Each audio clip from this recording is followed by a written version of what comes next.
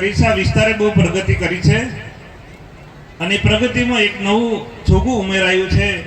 એટલે કે ઘણા સમયથી આપણે પછાત વિસ્તાર તરીકે જાણીતા હતા. આખા ગુજરાતમાં એવી ઇમેજ હતી કે વાવ થરાદ એટલે પછાતનો પછાત વિસ્તાર, અને પછાત વિસ્તારને હમણાં જ ગુજરાત સરકારે જિલ્લા તરીકે જાહેરાત કરી છે. કાલે સાંજે આપણા ધારાસભ્ય તથા ગુજરાત વિધાનસભાના અધ્યક્ષ આદરણીય શ્રી શંકરભાઈ ચૌધરી સાહેબ પધાર્યા હતા અને સાહેબે એક વિશેષ જાહેરાત કરી છે. જિલ્લો જાહેર થઈ ગયો છે, નોટિફિકેશન બાકી છે, એટલે ઘણા લોકોના મનમાં સવાલ થાય છે કે હવે ક્યારે થશે. તો સાહેબ કાલ સાંજે જાહેરાત કરીને ગયા છે કે આપણે જ્યાં બેઠા છીએ મલુપુર ગામને વાવ થરાદ જિલ્લાનું હેડક્વાર્ટર બનાવવામાં આવશે. તો આપ સર્વને નમ્ર વિનંતી છે કે જોરદાર તાળીઓથી વધાવીએ. ગુજરાત સરકારને, આપણા ધારાસભ્યને ખૂબ ખૂબ અભિનંદન. જિલ્લો બની ગયો, હવે શું? તો આપણે સૌએ પણ એક જવાબદારીપૂર્વક આગળ વધવાની જરૂર છે. માત્ર જિલ્લો બની જવાથી જ આપણો વિકાસ થઈ જશે કે પાછળની પેઢી તરી જશે એવું નથી હોતું. એના માટે આપણે સૌએ જવાબદારીપૂર્વક આગળ વધવાની જરૂર છે. એમાં 2-3 વિષય છે. એમાં સૌથી મહત્વનો વિષય છે વ્યસન મુક્તિનો. હમણાંથી આપણા તાલુકામાં, આપણી સમાજમાં ઘણા બધા સામાજિક પ્રસંગો, લગ્ન પ્રસંગો, મરણ પ્રસંગો તથા અન્ય પ્રસંગો વ્યસન મુક્ત ઉજવવાની શરૂઆત થઈ ગઈ છે. તો આપણે સૌ એમને વધાવીએ, જોરદાર તાળીઓથી વધાવો. હું નામ નથી લેતો કેમ કે ઘણા બધા ગામમાં નક્કી થયું છે, ઘણા બધા લોકોએ પોતાના પ્રસંગો પણ વ્યસન મુક્ત કર્યા છે. તો આપણે એમને સૌને બિરદાવીએ, એમને વધાવીએ, એમને અભિનંદન આપીએ તથા આપણે સૌએ પણ સાથે મળીને એક નિર્ણય કરીએ કે દરેકે દરેક ગામ વ્યસન મુક્ત બને.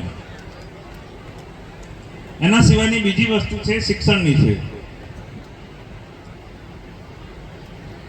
શિક્ષણમાં પણ આપણે ઘણા બધા ડોક્ટરો, એન્જિનિયરો, વકીલો, શિક્ષકોથી માંડી અને ઘણી બધી કેડર આપણા જોડે ઊભી થઈ ગઈ છે. આપણે ઘણા બધા પ્રસંગો જોતા હોઈશું, એટલે દરેક સ્ટેજ ઉપર 5-7 ડોક્ટર બેઠા હોય, વકીલ બેઠા હોય, અધિકારીગણ હોય, શિક્ષકો હોય, તલાટી હોય, પોલીસ વાળાઓ બધા હોય છે. તો સમાજ જોડે શું નથી, શું ખૂટે છે, એ દિશા તરફ જોવાની અને એમાં આગળ વધવાની આપણી સૌની ફરજ બને છે. હવે સમય આવી ગયો છે કે આપણે થોડુંક આગળનું વિચારીએ.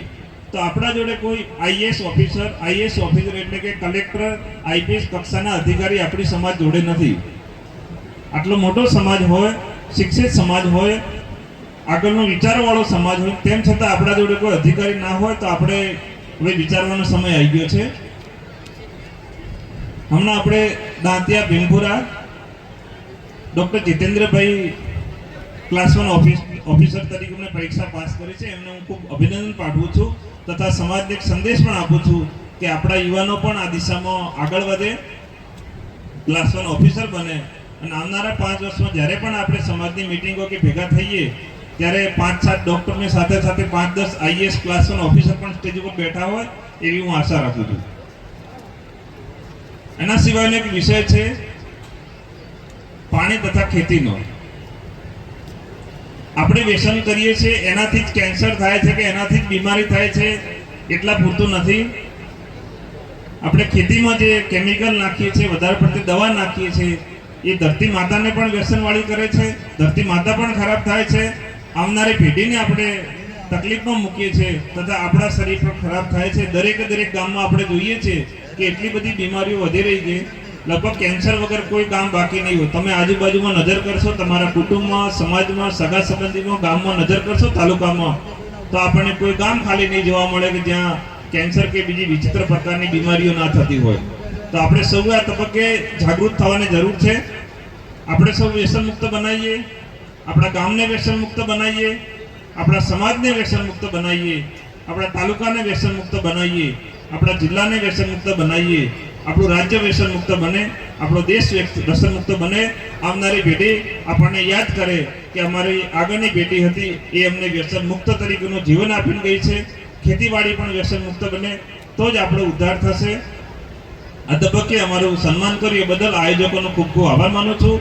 મલુપુર ગામના જે કુટુંબોએ 11મી ઉજવણી કરી છે, વ્રત રાખ્યું છે, એ સર્વે કુટુંબોને ભગવાનને પ્રાર્થના કરું છું, મા અર્બુદાને પ્રાર્થના કરું છું કે એમનું વ્રત ફળે, માતાજીની તથા ભગવાનની એમના પર સતત કૃપા બની રહે. ધન્યવાદ. ખૂબ ખૂબ ધન્યવાદ સાહેબ.